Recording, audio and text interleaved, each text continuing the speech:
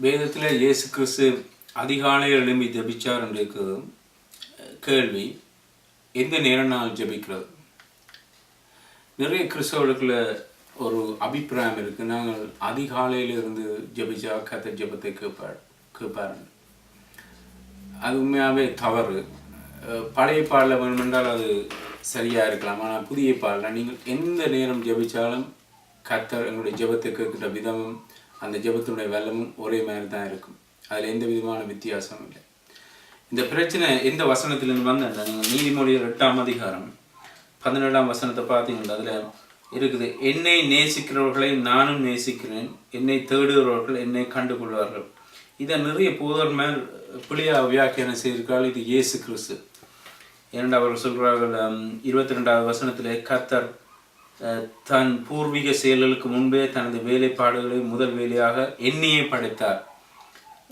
நிறைய பேர் சொல்கிறார் ஜீசஸ் கிரைஸ்டை குறித்து சொல்லப்பட்ட ஒரு வசனம் உண்டு. இது சரியான பிள்ளையான ஒரு உபதேசம். இதுக்கும் இயேசு கிறிஸ்துக்கும் எல்லா வசனங்களுமே இயேசு கிறிஸ்துவோட நான் சம்மந்தப்படுத்தி பார்க்கணும். இது இயேசு கிறிஸ்துவை குறித்து சொல்லப்பட்ட வசனம் இல்லை. நீங்கள் ஆரம்பத்தை பார்த்தா 8ஆம் அதிகாரம் 1ஆம் வசனம், ஞானம் அழைக்கிறது அல்லவோ, விளங்கும் ஆற்றல் குரல் எழுப்புகிறது அல்லவோ. ஞானம்தான் இந்த வசனத்தை கதைக்குது. ஸோ முழுக்க இது ஒரு உவமையாக சொல்லப்பட்ட ஒரு சாப்டர். இந்த ஞானம் பேசுது. ஸோ ஞானம் சொல்லுது, என்னை நேசிக்கிறவர்களை நானும் நேசிக்கிறேன், என்னை தேடுகிறவர்களை என்னை கண்டுகொள்வார்கள். இந்த பைபிளில் அதிகாலை என்ற வேர்டு எடுத்துட்டாங்க. அது ஒரிஜினல் ஏர்லி மேனுஸ்கிரிப்டில் அதிகாலை என்ற வேர்டு இல்லை. அதிகாலை என்ற இன்டர்பிரிட்டேஷன் பிள்ளை. ஏர்லி என்றது தான் சரி. என்எஸ்பியில் நியூ அமெரிக்கன் ஸ்டாண்டர்ட் பைபிளில் இருக்குது ஏர்லி என்று. ஏர்லி என்ன அவனுடைய அர்த்தம் ஏர்லி மார்னிங் இல்லை, உங்களுடைய வாழ்க்கையில் ஏர்லி. அதாவது நீங்கள் முதலே ஏற்கனவே இந்த ஞானத்தை நீங்கள் பெற்றிருந்தால் நீங்கள் உங்களுடைய வாழ்க்கையை நீங்கள் பாதுகாத்து கொள்ளலாம். ஸோ ஏர்லியாக தேடுங்கன்னா அவனுடைய அர்த்தம் காலம் எழுமி தேடுங்கன்ற அர்த்தம் இல்லை. என்னுடைய வாழ்க்கையில் இளம் பிரியாத்திலே நான் ஞானத்தை தேடினால் உங்களுடைய வாழ்க்கை பாதுகாக்கப்படும் கிறிஸ்துக்குள்ளாக.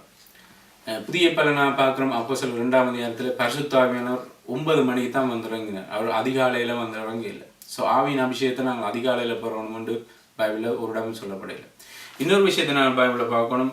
எவ்வளோ நேரம் ஜபிக்கணுமுண்டோ, எந்த இடத்துல ஜபிக்கணுமுண்டோ, என்ன டைமில் ஜபிக்கணுமுண்டோ பைபிளில் இல்லை.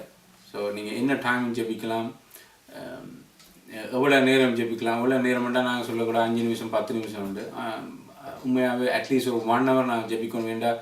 இயேசு கிறிஸ்து சொல்லுகிறார் தன்னுடைய சிஷ்யர்களை பார்த்து, 1 மணி நேரமாவது கூட என்னோட கூட நீங்கள் விழித்து ஜபிக்கக்கூடாதுன்னு சொல்கிறார்.